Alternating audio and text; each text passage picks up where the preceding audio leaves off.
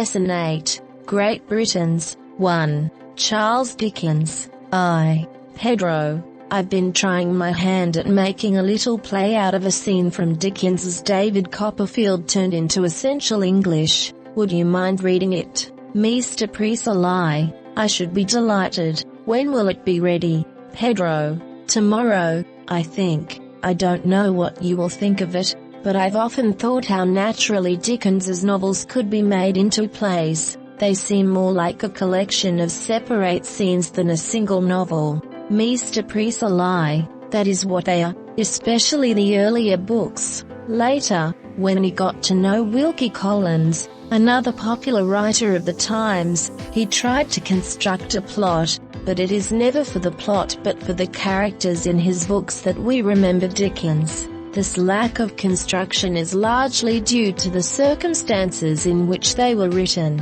Pickwick Papers and many of the other novels came out in fortnightly parts and the story developed as it went along. Dickens himself often didn't know how it was going to. 1. Wilkie Collins, 1824-1889, wrote The Moonstone, The Woman in White, etc. And he just went ahead and let the story go wherever his imagination led him. Aleph. I don't know anything at all about Dickens. Before we read Pedro's play, could you tell us something about his life? Mr. Priestley. Certainly, and perhaps the best place to begin is at the beginning. Charles Dickens was born in 1812 at Portsmouth, where his father was a clerk in the Navy Pay Office. But Dickens didn't live long in Portsmouth. When he was about 4 years of age, his family moved to Chatham, and the 5 years he spent there were the happiest of all his boyhood. Just as young Shakespeare resolved that someday he would return to Stratford and buy the big house, new place, there, so little Charles dreamed that someday, perhaps, he might live in a big house that he loved, Gadshill Place, at Rochester. And one day the dreams of both of them came true, but at the time there seemed little chance of it for Dickens. He was the oldest of a large family, 8 in all, and his father, a happy-go-lucky, irresponsible man, the original of Mr. Micawber in David Copperfield, was, like Mr. Micawber, always waiting for something to turn up. What schooling Dickens had, he got at Chatham at a small day school, and from his mother, who was a well-educated woman. Then one day, in a room upstairs, he found a pile of books. Robinson Crusoe, Roderick Random, Tom Jones, The Vicar of Wakefield, 1. By Daniel Defoe, 1661-1731, 2. By Tobias Smollett, 1721-71, 3. By Henry Fielding, 1707-54, 4. By Oliver Goldsmith, 1728-74. Rather strong meat for a boy of 9, but Dickens was delighted. The key to the treasure house of English literature had been put in his hand and his own imagination was wakened. In 1821 the Dickens family moved to Camden Town, London, into a mean, small house. Mr. Dickens was heavily in debt and didn't know which way to turn for money. The few possessions that they had were sold one by one, but things got no better, and finally Mr. Dickens was taken to the Marshalsea prison, London, for debt. You'll find the Marshalsea fully described in Little Dorrit. Dickens knew it only too well from bitter experience, for when all the goods had been sold, Mrs. Dickens and the younger children went to the prison, too, to join the father. Meanwhile, Charles had got a job in an underground cellar at a blacking factory at Old Hungerford Stairs in the East End of London. This was the most unhappy time of all his life. He was lonely and hungry, though later he got his breakfast and supper in the prison and so was better fed. He hated the coarse, rough boys with whom he had to work and who cared for none of the things that he loved. No words, he wrote, can express the secret agony of my soul as I sank into this companionship and compared these people with those of my happier childhood and felt my early hope of growing. 1. Blacking was tough for giving a polish to black shoes. Now we use shoe polish. Up to be a learned and famous man crushed in my heart, but his fortunes took a turn for the better.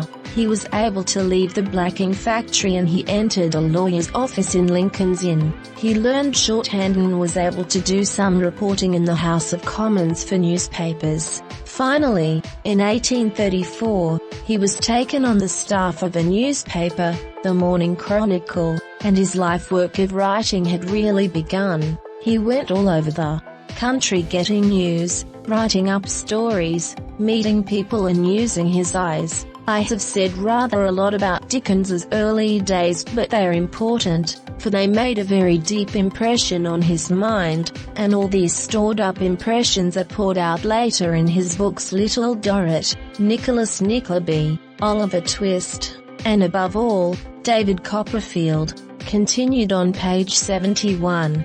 Verb study. 6. Turn. Note the three uses of turn in lesson 8. His father was, like Mr. Micawber, always waiting for something to turn up, equals some good fortune to come. Mr. Dickens was heavily in debt and didn't know which way to turn for, equals what to do to get money. His fortunes took a turn, equals changed, for the better. Here are some further examples of the uses, idiomatic and otherwise, of turn. The wheels of the cart turn round. When he became rich he turned his back on, equals refused to recognize, his old friends. She could not be turned aside. See page 205. Thundery weather often turns milk, equals makes it go sour. The pretty girl got so much flattery it quite turned her head, equals made her foolishly conceited. Even a worm will turn, equals there is a point where even the most gentle and humble person will get angry. The weather has suddenly turned, equals become colder. I have been very lazy but I am going to turn over a new leaf, equals make a new start. Behave better, and work hard. I will turn the matter over in my mind, equals consider it, and tell you tomorrow what I have decided. When he is in trouble he always turns to, equals applies to, trusts to, his mother for help.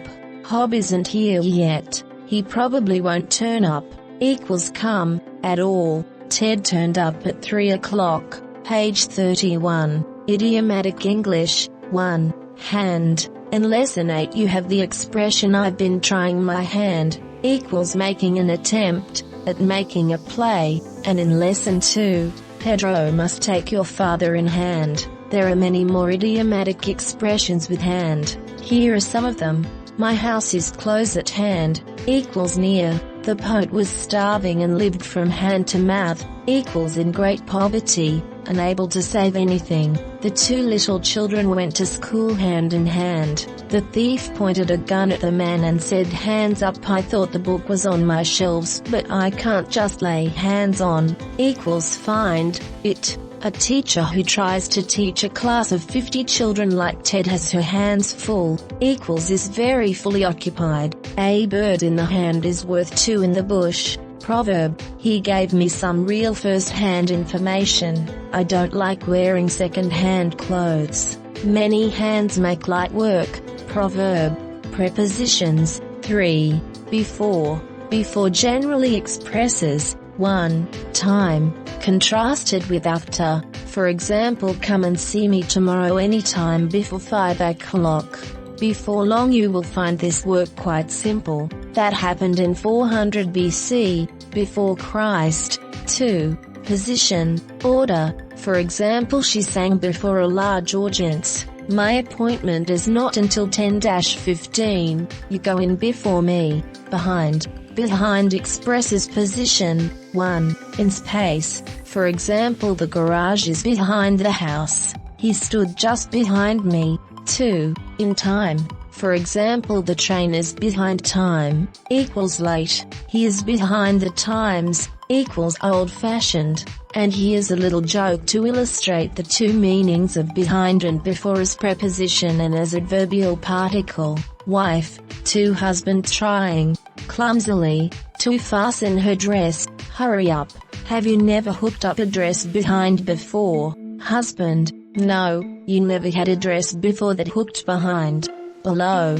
Below generally has the meaning under. For example, the temperature is below freezing point. Write your name in the space below. It is contrasted with above. For example, to keep warm you need blankets above and below you. Jan's work is above average. Hobbs is very much below it. Beside. Beside equals by the side of, near. For example, go and sit beside Richard. The church at Stratford is beside the river. Note the idiomatic phrases. He was beside himself, equals almost mad, with anger. What you have said is quite beside the point, equals not connected with the subject. Besides. Besides equals in addition to. For example, there are many others besides me who disagree with what you say. Besides, as an adverb, can also have the meaning moreover. For example, I don't want to go for a walk. I'm tired, and besides, it's beginning to rain. There is an old comic song with the lines, I do like to be beside the sea, and there's lots of girls. Besides, I should like to be beside the sea. Beyond. Beyond has the meanings on the other, further, side, further on, more than. For example, the woods go for about 2 miles beyond the river. He lives in a small castle, about 4 miles beyond Oxford. He loves her beyond measure. Note the idiomatic expressions. The explanation you give is quite beyond me, equals I can't understand it. He is living beyond his means, equals spending more than he earns. The prisoner's guilt was proved beyond doubt, equals there was no doubt about it. By is used with a great many meanings. It expresses a. nearness. For example, come and sit by me. B. directional movement. For example, we came to Oxford by way of Warwick and Banbury. C. agency. For example, the book was written by Dickens. D. time. For example, we traveled by night. E. measurement. For example, these goods are sold by weight. He is older than I am by 10 years. Idiomatic phrases. I will see him by and by, equals before long. Learn this by heart. I mention this by way of illustration. Hob isn't a fool by any means, equals he is a long way from being a fool. Exercises. 1. Word study. Use each of the following seen, also seen, delight, novel. Note 2 meanings. A. as a noun. B. as an adjective. Plot. Here equals plan of a story. Compare with plot, equals secret plan. Lack, clerk. Give the pronunciation, in English and in American. Resolve, happy-go-lucky. Responsible, also irresponsible. Responsibility. Treasure, mean, adjective and verb. Note also means, and use the phrases by all means, by means of, to live beyond one's means. Later. Compare with ladder. Course. Compare with course. Agony. Shorthand. Impression. 2. Make each set of simple sentences into a complex sentence by means of relative pronouns or conjunctions. 1. Dickens become friendly with Wilkie Collins. Collins was another popular writer. Dickens then tried to construct a plot. 2. Dickens wrote many novels. He was born at Portsmouth. His father was a clerk there. 3. He spent 5 years in Chatham. He was then a boy. These were the happiest years of his youth. 4. Dickens dreamed. Someday he would live at Gadshill Place. He would be rich then. 5. The early experiences of Dickens are important. They made a deep impression on his mind. Comprehension exercise. 3. From this lesson answer the following. 1. What other novelist was writing at the same time as Dickens? 2. Why are most of Dickens's novels more like a collection of separate scenes than a single novel? 3. What house did A. Shakespeare, B. Dickens buy? 4. Who was the original of Mr. Micawber? 5. Mention 3 novels that Dickens wrote. 6. How was the key to the treasure house of English literature put into Dickens's hand? 7. In which of Dickens's novels will you find a description of the Marshalsea prison? 8. Why was Dickens unhappy in his job at the blacking factory? 9. What other work did he do in his early days before writing his novels? 10. Why is a knowledge of Dickens's early life important for the understanding of his novels? 4. Explain what is meant by each of the following phrases as it is used in the passage. 1. He just went ahead. 2. His father was happy-go-lucky. 3. Waiting for something to turn up. 4. What schooling he got at Chatham. 5. Strong meat for a boy of 9. 6. The key to the treasure house of English literature. 7. From bitter experience. 8. These stored up impressions. 5. Show that you understand these idioms by using each in a sentence. 1. To turn one's back on. 2. To turn a deaf ear to. 3. Didn't turn a hair. 4. To turn an honest penny. 5. To turn someone round one's finger. 6. To turn a girl's head. 7. To turn out. 8. To turn against. 9. The worm will turn. 10. To turn over a new leaf. 11. To turn one's nose up at something. 12. Take a turn. 13. A good turn. 14. Wait one's turn. 15. Done to a turn. 6. Use the following idioms in sentences. At hand. Put in hand. From hand to mouth. Hand and foot. He has his hands full. Second hand. Give a hand. Hands wanted. Time hangs heavy on my hands. To keep one's hand in. 7. Composition exercises. 1. Write a summary of the passage from Charles Dickens was born to the end. Your summary should not exceed 150 words. 2. Write a short account of a great novelist of your country.